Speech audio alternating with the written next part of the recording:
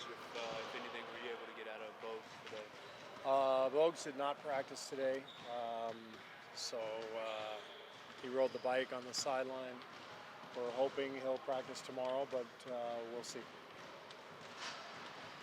Still no imaging or anything? No, with him? no MRI.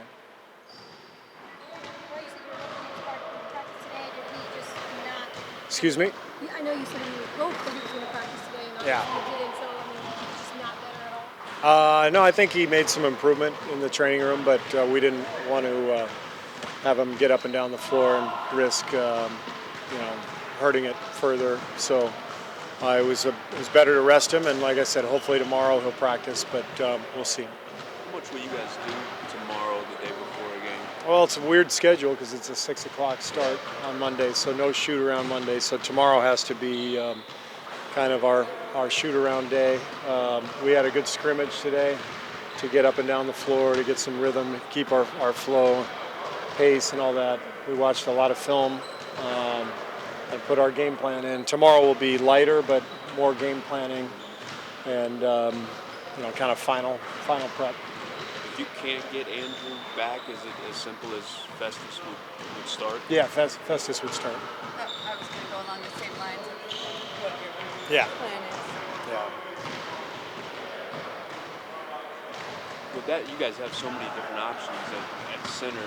In that scenario, how do you see those minutes between Mo and Barry? I would think both would play, and then of course we can go Draymond at the center as well if we want. So we've got a lot of options, a lot of depth, and the good thing is we've had to play without a lot of people this year, and we've had to adapt to that. So we'll figure it out. OKC shut down the Spurs offense, and their offense is kind of similar to yours somewhat.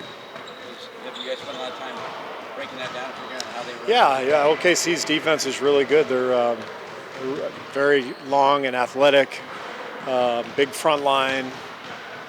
So we have to attack them accordingly, and we've seen a lot of different defenses this year. So we're comfortable and confident that we can score, but we're going to have to be sharp to do so. Seems like there could be anything new that you guys haven't seen, any new wrinkles?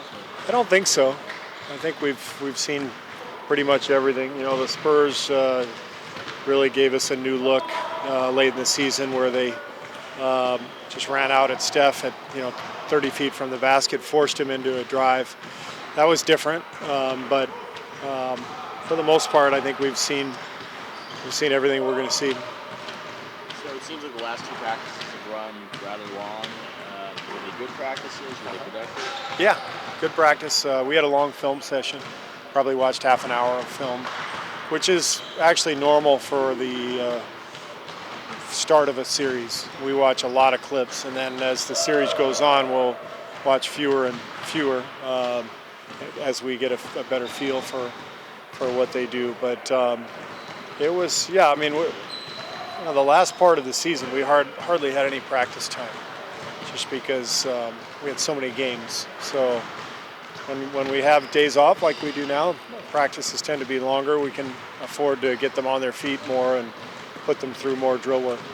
You discussed rebounding yesterday, Steve. Did that come up a lot during film and scrimmaging? And they out-rebounded opponents by 8.4. Yeah. How impressive is that? Yeah, it's the best rebounding team in the league. They rebound from every position, too. Westbrook gets a lot of offensive boards from the point guard spot, and that was a big problem for the Spurs in this last series. Second chance points for OKC. So that's a big point of emphasis for us. How do you practice practice rebounding? You just emphasize walking out, or do you practice? You watch a lot of film. You keep reminding guys, get back into play. It's not just the big guys boxing out. It's the guards, boxing out at the foul line, or it's the guards getting back into play. If they've rotated out to a shooter, they can't just fly by the shooter and just stand and watch. They got to fly by the shooter and then get back inside the three-point line, top of the key area to be ready for long rebounds and tip outs and that kind of stuff. So can't stop playing. When they out-rebounded you, was it 16? Yeah. What was some of the issues with you guys? It was mainly just long rebounds. They beat us to long rebounds. They beat us up inside with Adams and Cantor. And the other two games we were solid. We were, I think, within 3 or 4 rebounds in the terms of the differential. So we need to keep it close. We probably won't out-rebound them, but if we can keep it relatively close, that'll be important for us. Is it hard to balance staying in the play and trying to get the rebound versus trying to punish them in transition for loading so much the It's offense? actually not that hard because usually on tape, it's not like our guys are running down to the other end. They're just sort of standing 30 feet out, just looking at the ball instead of being in a basketball position. It's, knees bent, hands ready to pounce. And so there's going to be 4 or 5 long rebounds, tip outs a game. And if our guards are out there and they get them, that's important for us. And they're still in position where if we do secure the ball, they can get out and run the wing. Steph actually said he was surprised that, given that rebounding differential in that February game, that you guys pulled that one out. I mean, Yeah. How many times in NBA history has a team won when they were out rebounded by 30? Raymond probably knows. So you guys feel free to ask Raymond afterwards. But that was we can't expect that to happen again.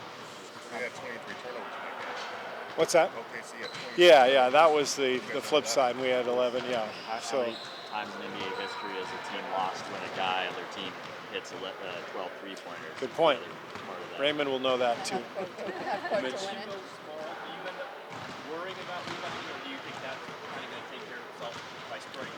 Yeah, we'll have to see. I mean, we did go small against them occasionally during the season, and we'll try it. I'm sure at times during the series, and we'll just get a feel. Every game's different.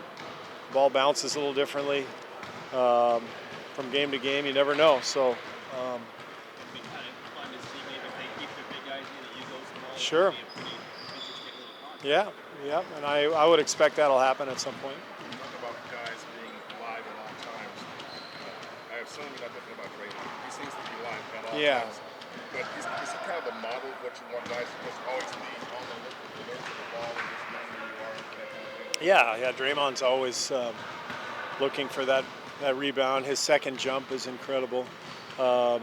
So the main focus is the big guys have to get a body on people in the paint, and the guards have to stay in the play. Those two things, and sometimes that means boxing out if they see a guy running in from the perimeter, put a body on that guy, and if not, if their men are running back in transition, they've got to be ready to pounce on the long rebound. They can't be leaking out. You mentioned you can do everything right against Kevin, and he can still score sometimes. But how much confidence do you have in Andre being your guy that goes against him for 25 minutes? Yeah, Andre has a good feel. He's played against Durant for years. Andre understands the concept of try to take away the easy one and respect the fact that he's going to make some hard ones and don't let it get you down. He doesn't hang his head.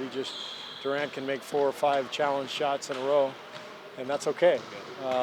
But if you let him get 4 or 5 transition dunks because you turn the ball over and you're dealing with him making challenge shots, and you're in big trouble. Is that mental side of it what makes Andre so special on the defensive end?